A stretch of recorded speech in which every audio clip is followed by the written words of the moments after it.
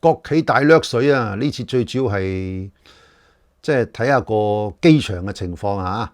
咁啊，首先講一講誒，即係慢慢俾呢一個國企侵蝕咗呢一個國泰先啦。睇下而家國泰情況係點？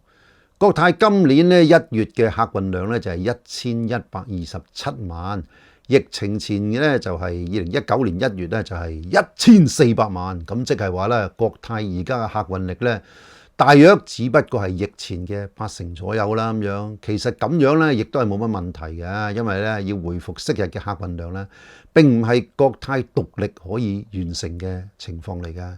例如啦，即係香港嘅吸引力係點啊？有冇更加好嘅景點啊？政治方面啊，國安法又會點啊？會唔會令到啲外國啲遊客卻步咁樣啊？香港政府有冇好努力咁樣令到啲旅遊業復甦啊？一大堆嘢唔係淨係國泰可以做得到嘅，係要配合到成個特區政府啊。所以客運量減少咧，唔係國泰可以直接扭轉嘅事嚟嘅。但係國泰咧喺呢段時間咧嘅機隊數目咧就唔同咯喎。佢係繼續增加嘅喎，咁就大問題啦。咁啊，2019年咧個年底嗰陣時候，國泰同埋港龍嘅機隊總數目係155同埋48架，即係 around 203到203啊，係啦。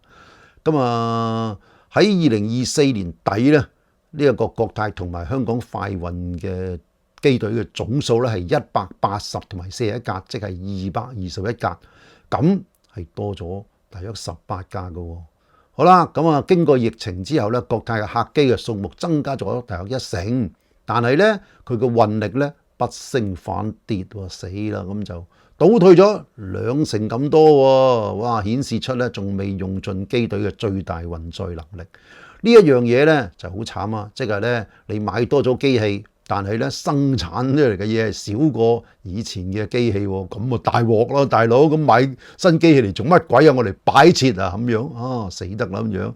疫前咧港龍嘅機隊入邊咧，近半咧係屬於空中巴士嘅 A330系列雙通道港體客機，對比而家香港快運啊，僅係以 A320咧，就表明去年嘅飛機使用嘅即係呢啲咁嘅時數咧係9.4小時，按年係升咗22%嘅。但係同疫情2019年嘅11.9小時咧，仲係全盛時期咧，就9年嘅少咗22%。而咧疫情咧就19年嗰陣時候嘅全盛時期咧，咁啊仲犀利。19年嗰陣時係11.9小時。咁啊，全盛時期2018年係12.3小時，哇，同而家差好遠啊！12.3小時同9點幾小時兩回事啦，大佬。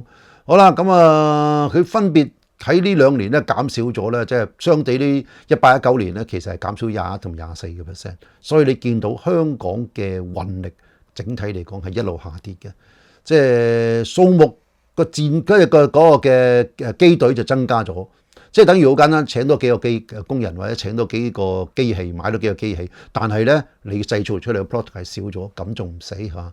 不過咧，國泰管理層咧寧願將啲飛機啊放喺個停機坪嗰度曬下太陽先，咁都唔好願意咧增加班次咧，搞乜鬼咧佢啊？好啦，既然咁多空位啊，吉咗出嚟咁樣，點解唔試下同香港政府搞下啲咩大抽籤都好啊？係咪啊？咁既然冇錢派啦，派機票啊！喂，澳門年年都派咁多錢，我哋香港人派機票咁得唔得咧？咁樣又或者抽籤派機票啊？有啦，用 AI 電腦好簡單嘅啫，有冇得諗啊？咁樣啊，叫政府啊3折同你買啊！咁跟住咧，呢個國泰有錢就收到咯，咁啊跟住再送俾啲市民，哇！政府又平平地咁樣，係咪會皆大歡喜咧？要弄下腦搞啲咁得噶？好啦，嗱，另外咧又講講香港嘅三跑啦，三跑系統咧喺上年年底咧正式啟用咗，但係咧呢個機管局嘅數據就顯示飛機嘅升降量未有顯著增加喎。我之前講咗啦，其實兩跑都用唔晒，三跑啊點啊？三跑啊只不過嚟擺設嘅啫嘛。今年1月咧飛機起降量咧就係3.36萬次，係33,600架次，仍然係低於2019年1月時嘅37,000架次，爭個3000幾架次。好啦，咁即係以呢一個雙跑道應付目前嘅航班數目，而家游刃有餘啊！大佬，1,400億嘅擴建三跑工程有咩意義呢？變鬼咗啦！成日講啊，劉定堅話大白象，俾我講中咗，知唔知係慘啊？咁啊，機管局咧就額外孭債，仲要旅客用呢一個機場建設費用去埋單，我扯高晒啲機票嘅價格，結果廉航不再廉價，失去咗競爭力。香港市民除咗北上消費，為咗慳錢，仲有批人呢係北上搭機，因為點解啊？喺深圳嘅地方搭機仲平過你啊！喺香港嘛，你話香港政府幾失敗咧？你話呢個機管局幾失敗咧？好啦，咁啊由新世界發展嘅，仲有另一單嘢㗎。你估淨係三跑嘅咩？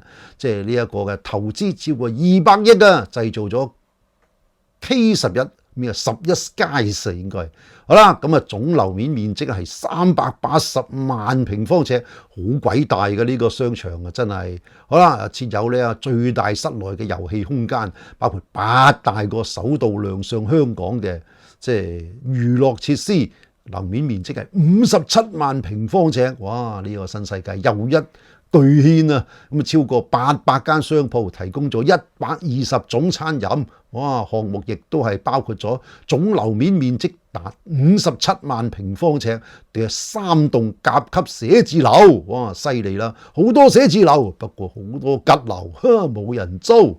好啦，而喺上年嘅7月咧，陸續入伙啦。咁啊，曾經咧就揚言航天城係會旺丁又旺財嘅前新世界 CEO 鄭志剛先生咧，今日咧已經係落咗台嘅三世祖啦，就好似佢咁樣啊，講啦咩啟德體育城開幕咁樣，都冇佢份啦，已經唔關晒佢事噶啦。咁但係無論如何點都好啦，航天城仍然係喺度曬緊太陽啊！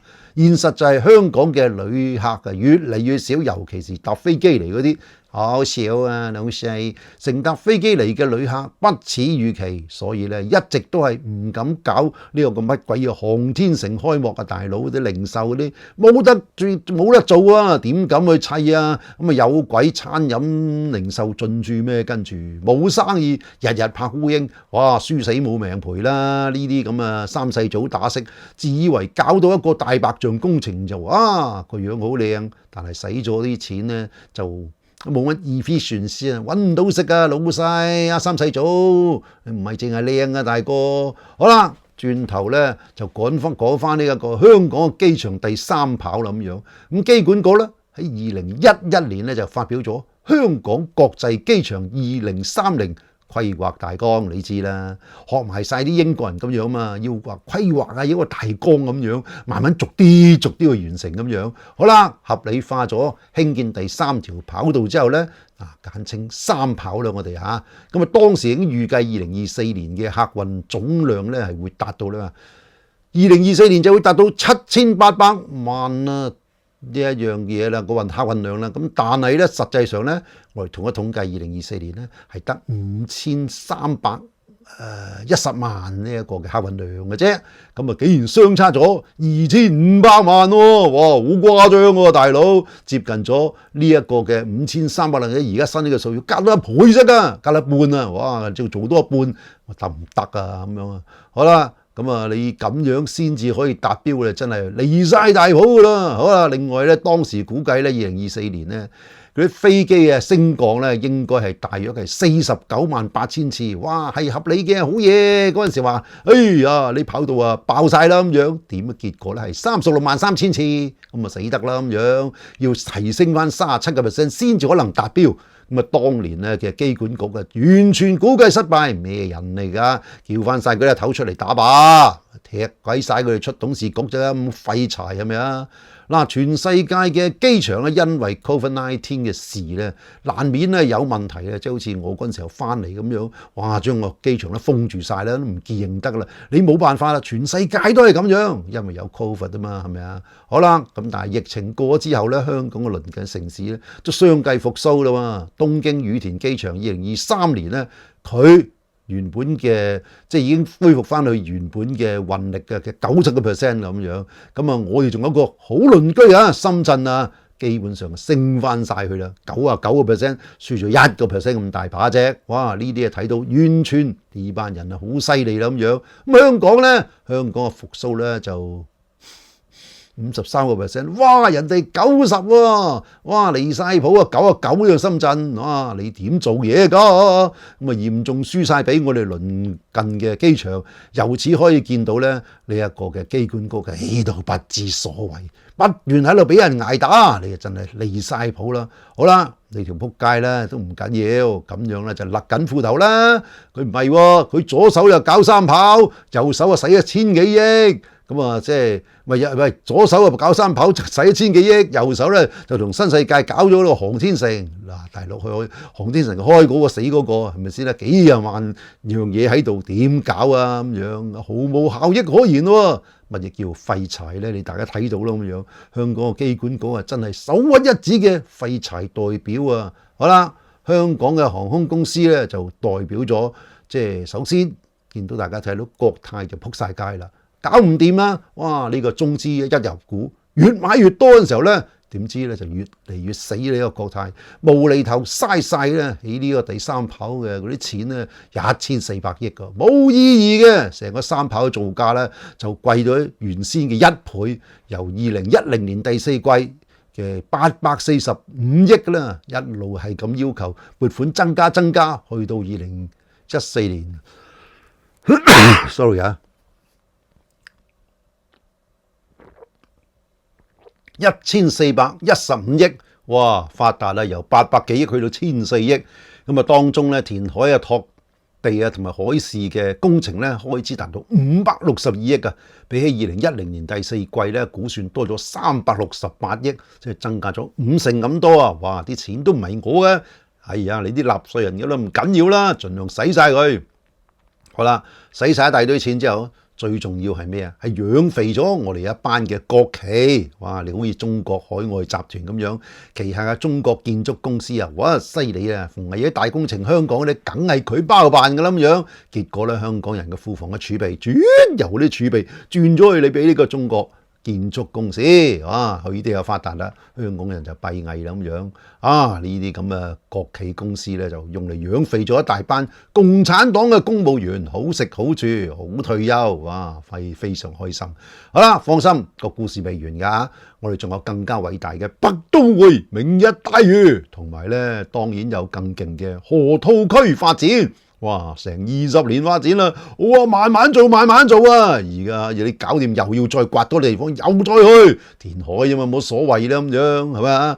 包括中國建築公司啊呢啲咁嘅國企同埋央企咧，大模斯樣咁如取如攜嚟香港。哇！咩話？香港仲有幾多儲備話？你放心，一定掠晒你㗎。咦？掠晒就冇？唔會嘅。茂波，劏房茂波出嚟點啊？快啲去舉債啊！咁就掂喎，咁樣冇錯啦，舉老債，國企啊大晒，香港人啊舐嘢嗰個舐。成哥話齋，最緊要走得快，仆你個街。好啦，多謝晒，記住今日9點鐘直播，多謝晒，拜拜。